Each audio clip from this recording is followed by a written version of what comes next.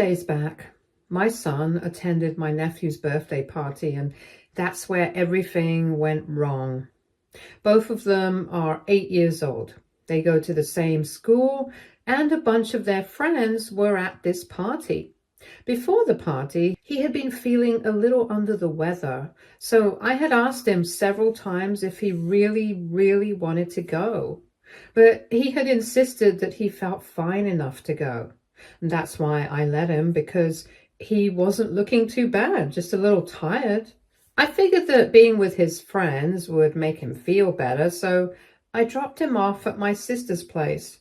Then I went out to run some errands and catch a movie with my wife. In the meantime, for almost 3 hours, I kept trying to reach my sister to ask if my son was doing all right. I had informed her already that he had not been feeling the best before the party, so I would probably call to check up on him. But every time I called, she would just ignore me and the phone kept ringing. I even texted my son on the emergency phone that he has, but later on, I found out that it had been confiscated by my sister at the beginning of the party itself, because apparently she has this strict no-screen policy in her house. And even when he started feeling very sick and wanted his phone back to call me, she declined. After almost 3 hours, when I was still not able to reach him, my wife and I started feeling a bit iffy about whatever was going on. And since it was getting late, we decided to just drop by and pick him up. When we showed up at the house, people had already started leaving. And when we entered, there were just a few kids left. Surprisingly, our son was not in the living room with the rest of the kids. And when I asked my sister, she started looking very embarrassed all of a sudden. She asked both of us to stay in the living room and she would go and get him. But I realized that there was something very fishy going on, because why would my son not be in the living room with the rest of the kids? So I followed her, even though she insisted that I should just stay in the living room.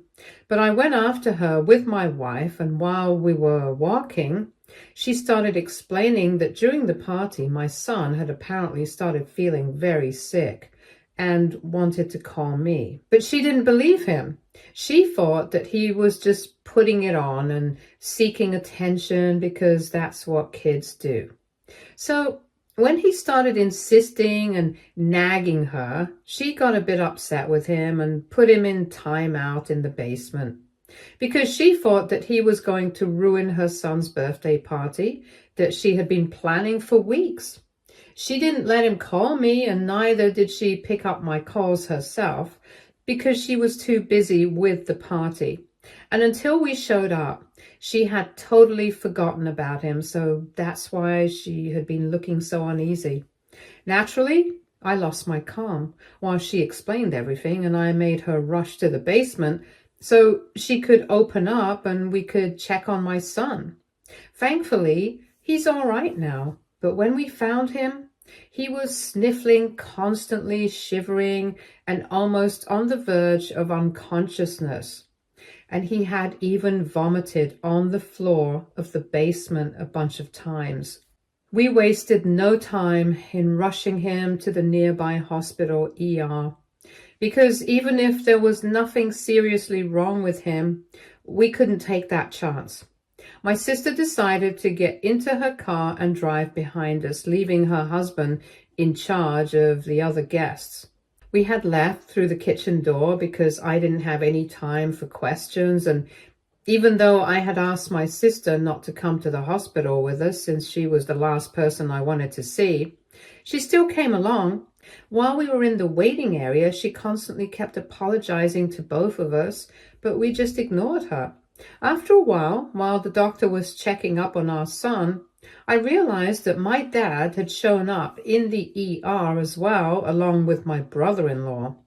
The two of them asked us what was going on. Apparently, my sister hadn't even told them what was happening, but had informed her husband that she was in the hospital. After all the guests had left, they showed up, and my sister was about to tell them that everything was fine, But I went ahead full steam and told both of them what exactly had happened. I was very angry. I couldn't care less about how she came off in this incident. And naturally, both my father and her husband were horrified. Apparently, she had lied to all the guests, telling them that my son had left through the kitchen exit and I had picked him up because he was feeling slightly under the weather. But it was nothing serious and nobody had to worry about him.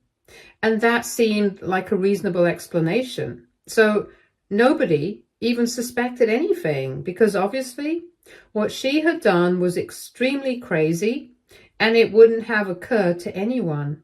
After I told them the truth, my brother-in-law started fighting with her and calling her crazy and all that. But my husband just went quiet for a couple of minutes and then he just turned to my sister and he told her that he had been considering setting up a trust fund for both of us and our future. But now he would only be leaving everything to me and the grandkids.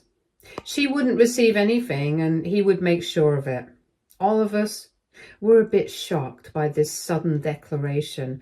And within a few seconds, my sister started crying, but nobody sympathized with her. Now it's been a couple of days and my son is doing much better, but he's still a little traumatized. So we're working on that by spending as much time as we can with him.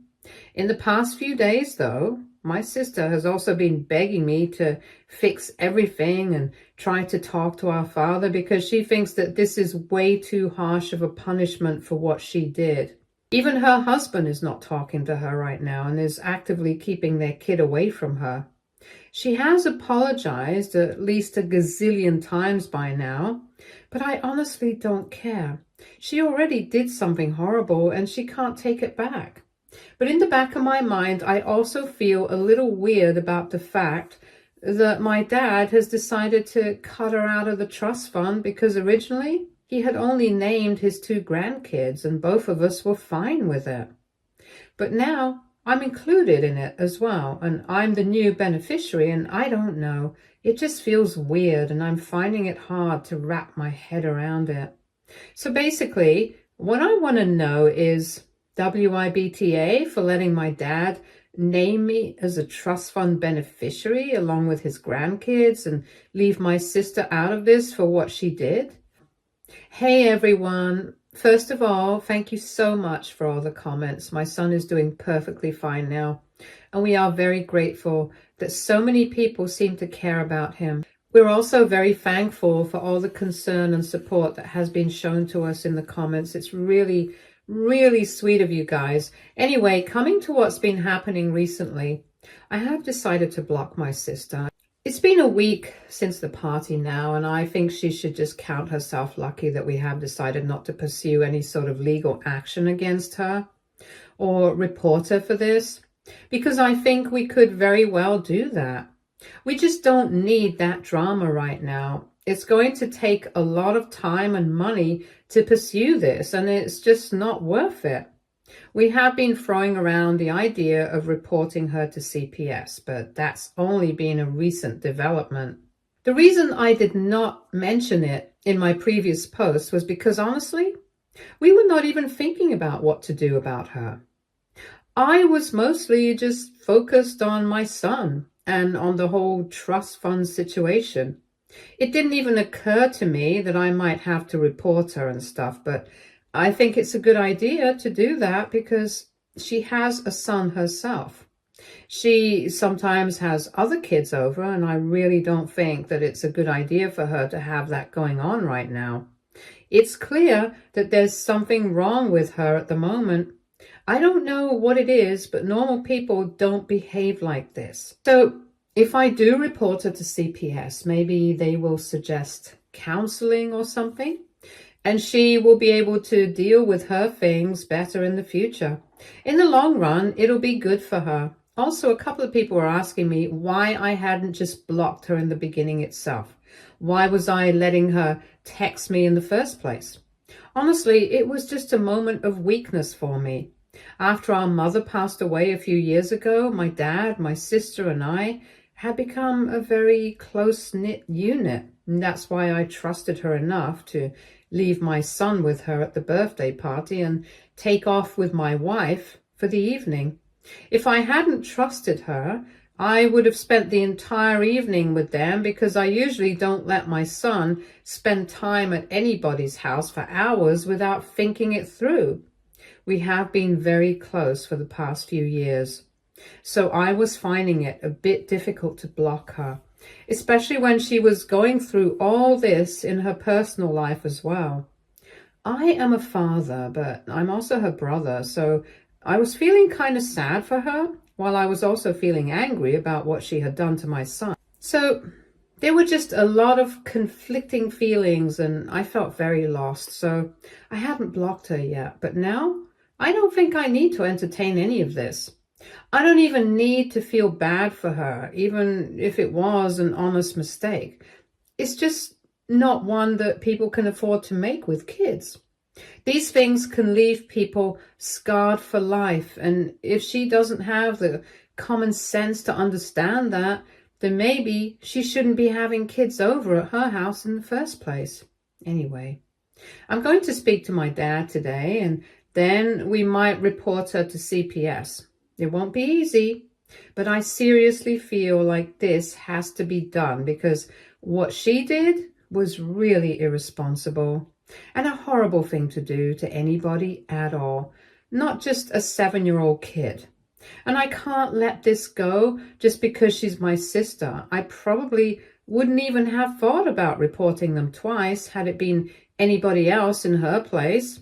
But only for her sake, we have been giving her the benefit of the doubt. Unfortunately, I don't think this is a situation where apologies can cut it. So it has been a couple of hours since my last update, and my wife and I just had dinner with my dad. We brought the topic up with him that we had been discussing the idea of reporting my sister to CPS. I didn't know how he would react to that, because at the end of the day, she is still his daughter, and he might be upset with her, but I don't know if he would be okay with something like this, because it's really serious.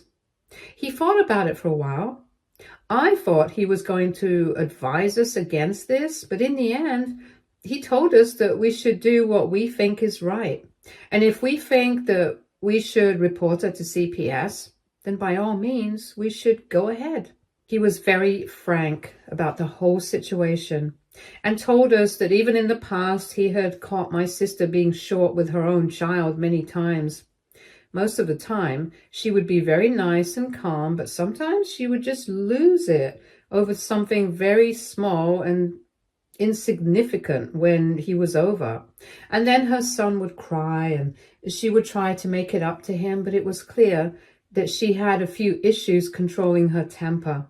With my son, it just got really ugly, and he had advised her several times to get some counseling, go to parenting classes, and just find a healthier way to deal with her, because honestly, kids are going to be kids. Kids are going to screw up all the time. They're going to make a lot of mistakes, and they will not be perfect and easy to deal with. But as parents, we can't afford to make them feel bad and scare them all the time. She said she would do something about it, but she never did. And after this incident, my dad decided that it was enough, and he told us that he should have brought it up with her in a more serious way, but he never thought that things would come to something like this. I don't even blame him, because I don't think anybody could have thought that he would do something like this. We don't even assume that people can be capable of stuff like this until they do something like that. Anyway, the bottom line was that my dad told me to go ahead, and he thought that since our child who had to go through something like this, it should be our decision entirely, and it was not even necessary to ask for advice on it. But of course, there is going to be an investigation, and if he has asked anything, he's going to be truthful about everything. So that was a relief. And I really hope that my sister cooperates with CPS, because that way she'll be let off easy. And I'd honestly say that's the goal here. I don't want her to get in trouble. I just want her to be better and learn something from this. I also spoke to my father about the trust fund. I told him that I had been feeling a bit uneasy about it since I knew that originally it was intended just for the grandkids. But he told me that he had been thinking about adding me and my sister as beneficiaries as well for a while now, and he had been planning on surprising us with that information on Christmas.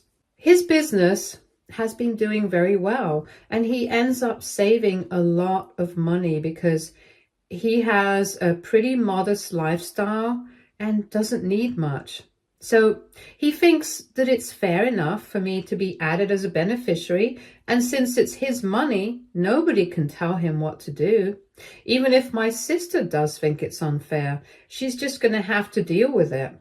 Because the fact remains that what she did on the day of the party was simply not acceptable. My father also pointed out the fact that it's not like she's not going to be able to survive on the money that she makes right now. She's a working woman. Even her husband works, and they make a decent amount of money together. So she's going to be just fine, and he's going to be around for quite a while, so it's not like I'm going to be getting the money from the trust fund anytime soon, since he is in pretty good health. That's going to happen way into the future, and I don't need to worry about it right now. After speaking to him about it, I feel a lot better, and I don't feel that guilty anymore. And I really don't think that I had to feel guilty in the first place. It's not like I was doing anything wrong.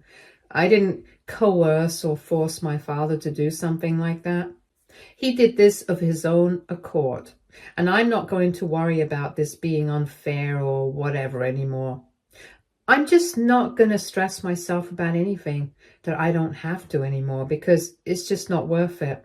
If my sister feels bad about any of this, tough luck. But she really should have thought things through. And that's all I have to say on this. Anyway, I'm glad that I had dinner with my dad and spoke to him about all these things, because speaking to him really gave me a sense of clarity that I needed. Now, both my wife and I know what to do, and we are going to go ahead and do it. We just hope that something good comes out and the situation doesn't spiral out of control. I really do have my fingers crossed that my sister will acknowledge her mistakes, show remorse, and take steps to rectify everything.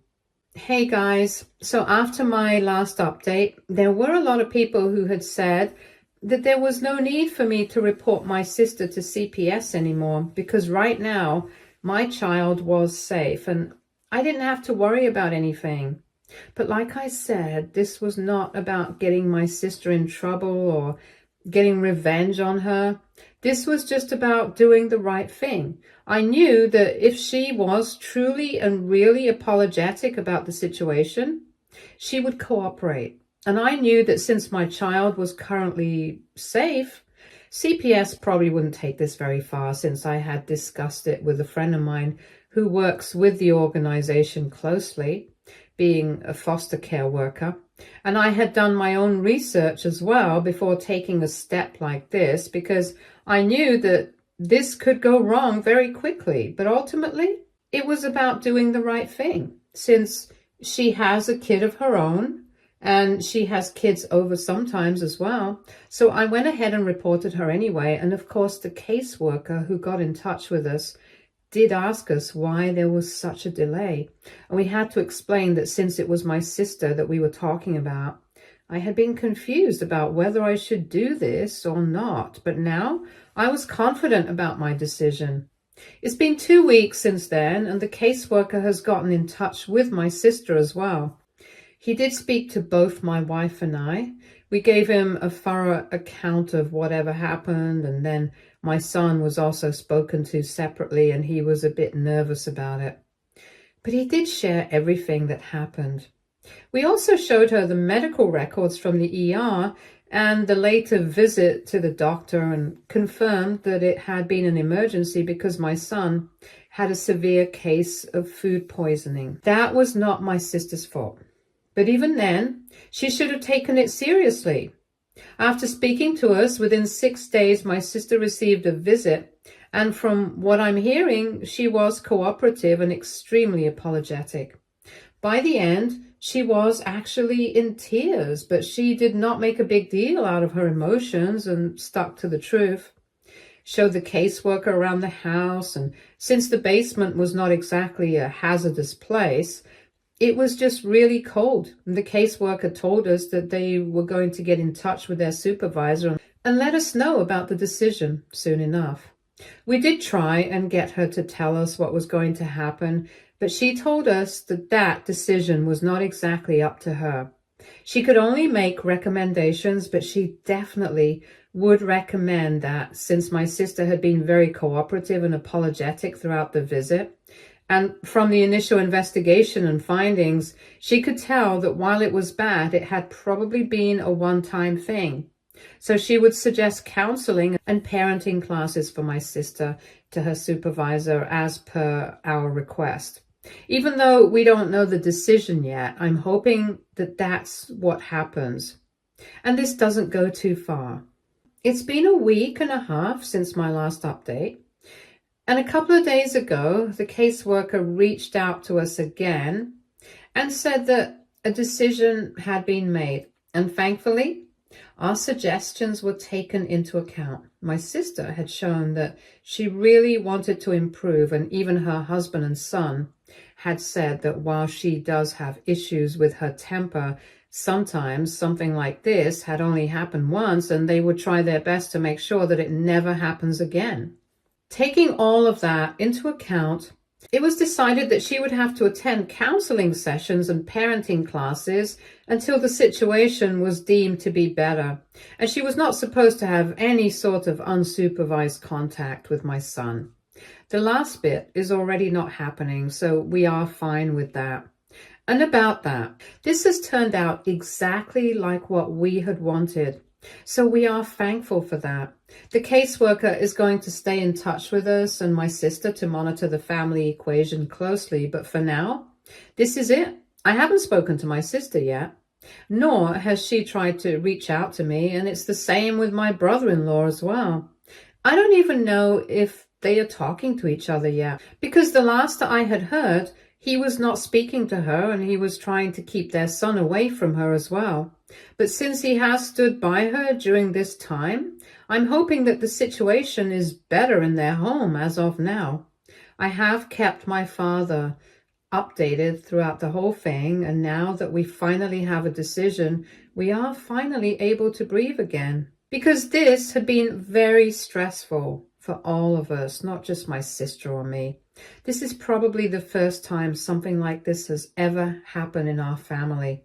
And of course, we're not used to dealing with stuff like this. So until we had a decision, this was the only thing on our minds. But I'm happy that we were able to sort things out without much of a fuss. And mostly, I'm just glad that my sister has decided to seek help and improve herself.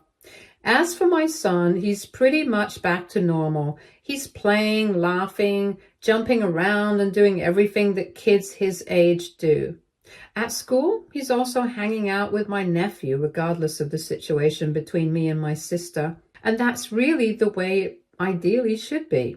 Whatever the equation is between us currently, we have not let that affect the kids. I didn't speak about it earlier because there were other important things to mention. But I think it's about time that I speak about this as well, because there have been some questions about it. Since my kid and her son go to school together, it's natural that they will interact a lot, and they are quite close, which is why they have continued their relationship uninterrupted. I didn't have a problem with it at all when my son was coming back from school wanting to go over to my nephew's place to play with him. I was just glad that they were blissfully unaware of everything that was going on with their parents. But of course, I couldn't take him. So I had to disappoint him a bit there because I wasn't sure if my sister would want me there or not. However, apart from that, I was glad to know that they were keeping up their friendship. At first, I was not sure if my sister would appreciate her son hanging out with my son anymore. But even she hasn't had any problems with it. So I think we are at a place where we can let them be. And I think even though they're really little, it's important to respect what they want as well. So when things get a little calmer, I think I'm finally going to go over to her place with my son and let the kids play together, because my son has told me a bunch of times that he wants things to go back to how they were before. He wants to go over to his cousin's place and hang out with him, and he's not even scared of his aunt anymore. It's easy for him to forget about it, not so much for us. But for his sake, I will try to talk to my sister and see if she would be open to the idea of them having play dates like they used to before. If not at her place, she can always have her husband drop off my nephew at my place, since we sometimes used to do that as well. Anyway, right now, I think we should just let things be. But in the future, I'm definitely going to try and do something about it, because I don't want to disappoint my son. And I definitely don't want him to cut ties with his cousin. They are very close, and I want them to keep this friendship up regardless of the family dynamics and all that. Hey, so it's been a couple of months and my sister and I are not exactly back to normal. But I did speak to her about our children, and we have resumed our dates. Of course, she still doesn't have any unsupervised contact with my son, just like the caseworker had suggested. And we are making sure of it. She's also attending counseling sessions and parenting classes and trying to bring her temper under control. She's also told me that she wasn't very happy when she found out that I had reported her to CPS, even though she had apologized to me. But she could understand why I did so, and she doesn't think things can go back to normal between us. But she's still going to try for the sake of our kids, and I agree with her. I really don't think that things can go back to how they used to be, but for the sake of our kids, we are definitely going to try. She and her husband are also attending marriage counseling. My brother-in-law and I are on speaking terms again, so he told me about it and said that in the beginning, he had been very upset with her. He didn't want to talk to her or even let her around his son. But with time, he realized that this kind of silent treatment behavior is only going to hurt the family. So he decided to deal with it. And since he doesn't want to get a divorce, they have decided to try and work things out. As of now, things are going well for them, and I really do feel happy for them. My father and sister have still not spoken to each other yet. He refuses to talk to her first, and she refuses to acknowledge his existence. I don't know what's going to happen there, but like I said, I'm not going to worry myself about anything that's not directly my concern. They are both adults. So if they want to work it out, they will do so. For now, I'm just grateful that things in the family are working out. Stay tuned for more stories from our girl relationships.